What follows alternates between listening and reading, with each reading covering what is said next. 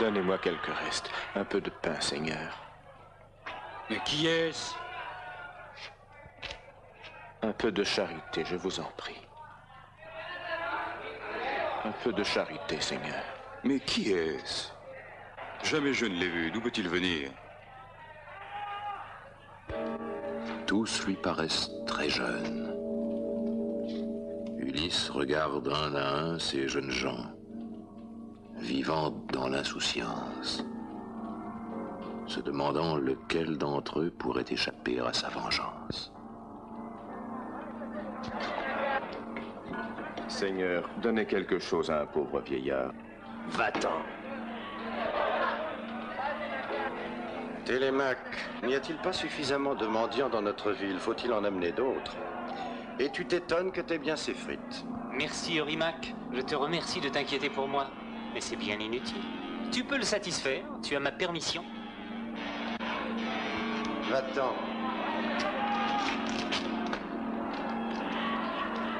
Un peu de charité, je vous en prie. Merci, merci. Que Zeus vous récompense, noble prince.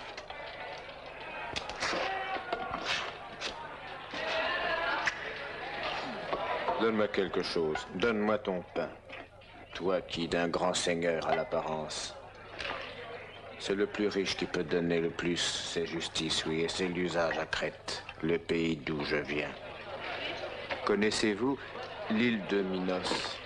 Moi aussi, autrefois, j'étais puissant et j'étais riche. J'avais des esclaves, des terres et du bétail. Mais Zeus, un jour, en cet état, m'a réduit. L'infortune à moi s'est attachée. J'avais de grands navires, oui, en tout neuf, qui vers l'Égypte nous menaient pour y faire commerce. Mais à peine avions-nous débarqué que mes hommes ravagèrent les champs. Volèrent, tuèrent et pillèrent. Et leur vilainie, c'est moi qui la paie. Voilà un homme qui a payé pour les autres. Quoi de plus naturel que nous payons pour lui?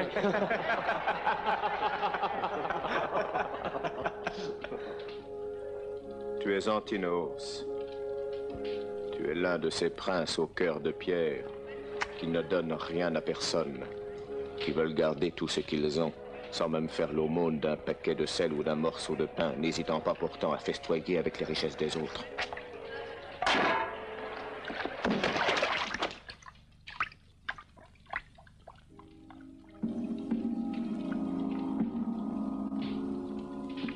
Télémaque ressent une grande peine pour son père ainsi humilié.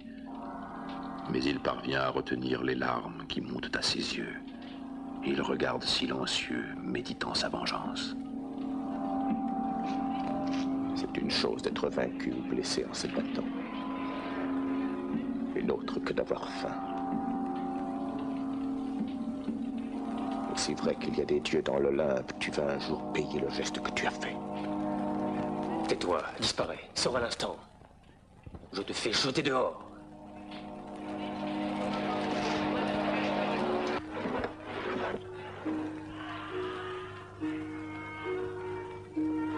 Un étranger vient de nous arriver.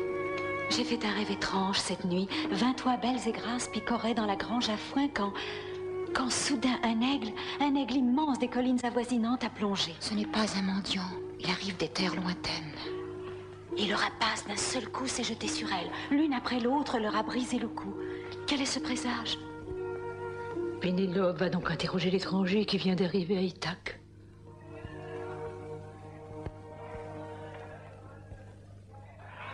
Nous avons Eros aussi, le vieux mendiant. Il serait drôle de voir deux chiens sur le même Eros as. était un mendiant fort populaire, franc buveur et goinfre insatiable. Armée était son véritable nom. Sa mère ainsi l'avait nommé le jour de sa naissance. Les femmes avaient choisi de l'appeler Eros.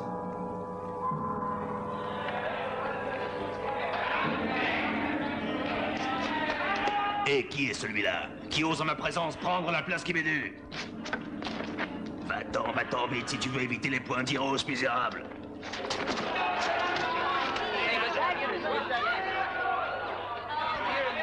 Courage, Eros! Mette-le dehors! Débarrasse-nous de lui! Défends-toi! Expulse-le!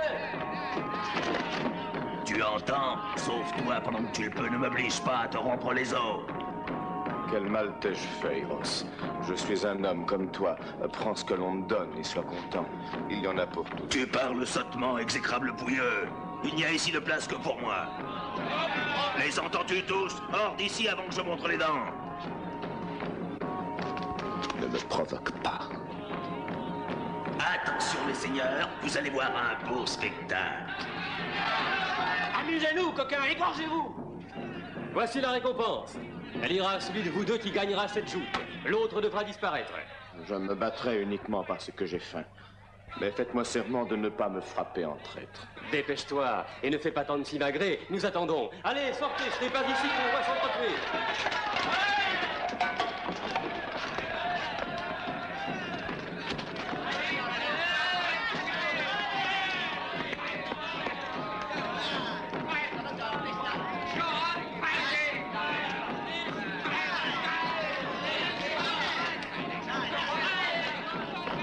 Commencez à lutter, bouffon!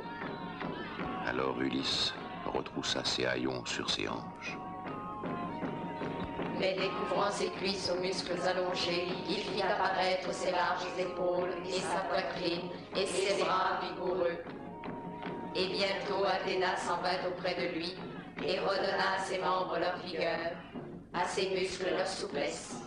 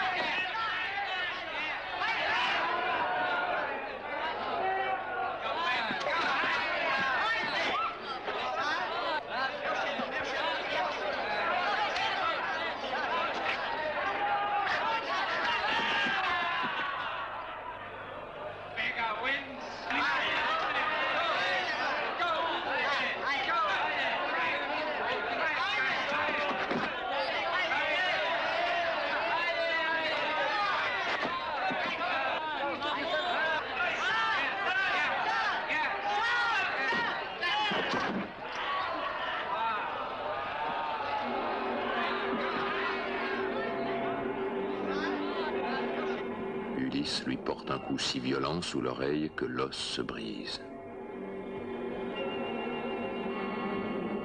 Le sang jaillit de sa bouche. Et il s'effondre en gémissant dans la poussière.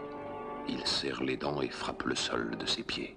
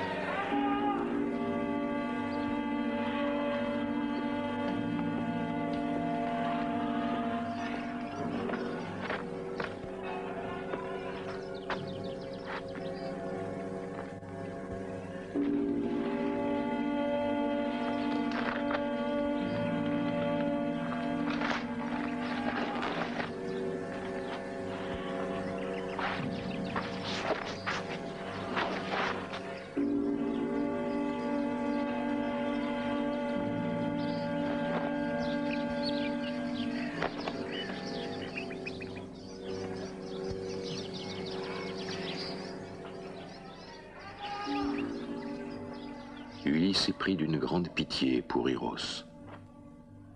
Il lui dit doucement, « Reste désormais assis à cette place. Chasse du seuil de la maison les chiens et les pourceaux. Ne te prends plus pour le roi des mendiants. Un misérable reste un misérable. » Cela t'appartient.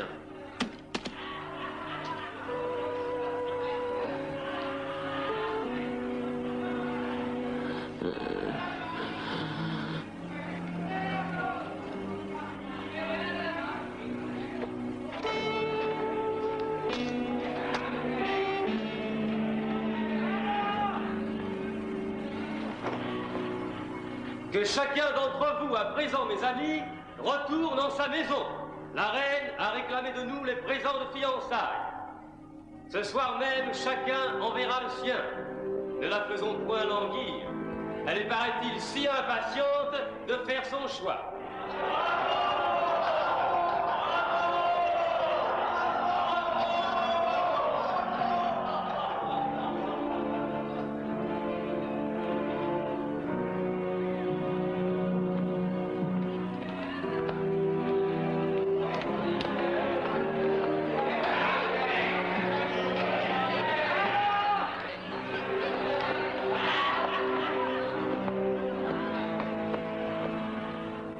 t'es battu vaillamment.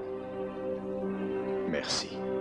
Tu es Amphinomos, fils de Knossos, n'est-ce pas? Ton père, je l'ai connu quand pour la guerre je suis parti. Mais écoute la vie d'un vieil homme, mon fils. Rien autant que l'homme n'est sujet au malheur. Inconscient est celui qui pense que les champs seront pour toujours verdoyants, ignorant que d'un jour sur l'autre tout peut changer. Oui, tu vois ces seigneurs, par exemple. Ils ont l'air, en juger par leur comportement, de penser que jamais la vengeance ne viendra. Mais que dis-tu là, toi, pauvre fou? Hein, le mendiant joue aussi les devins. Quitte très vite les abords de ce palais et n'y reviens plus. Viens avec moi, ma maîtresse veut te parler, viens. Maintenant? Oui, maintenant. C'est la reine qui voudrait te voir. Non, pas maintenant. Plus tard, après le coucher du soleil.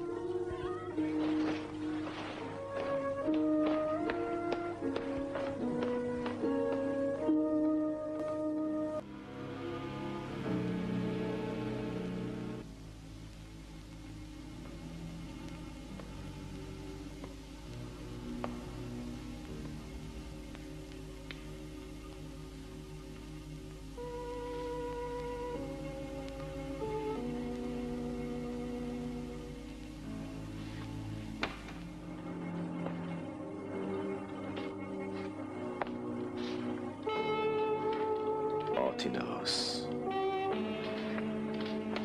Léocrite, Eurymaque. Allez, venez, vite, venez.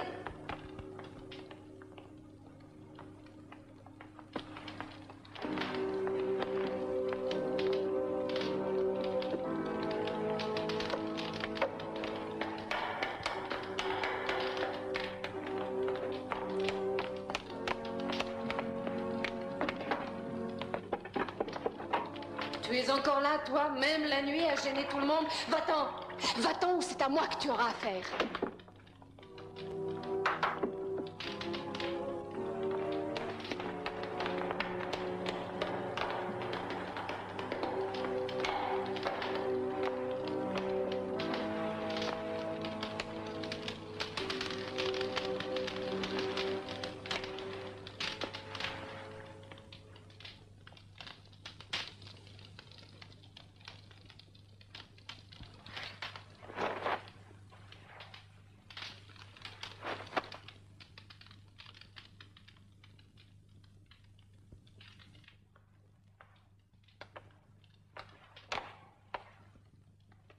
Assieds-toi.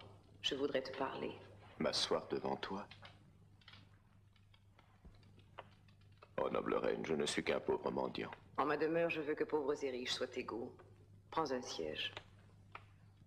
Mendiant je suis, laisse-moi demeurer à ma place.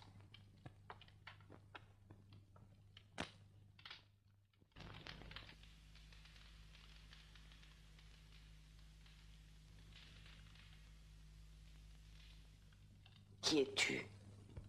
Comment es-tu venu à moi? Pourquoi résistes-tu? Est-ce la crainte qui te rend muet? Parle-moi. Les souffrances sur ton visage se lisent. Dans ce palais, on te respectera. Je connais la douleur. Moi aussi, je souffre. Ulysse a grand-peine à retenir ses larmes. Durant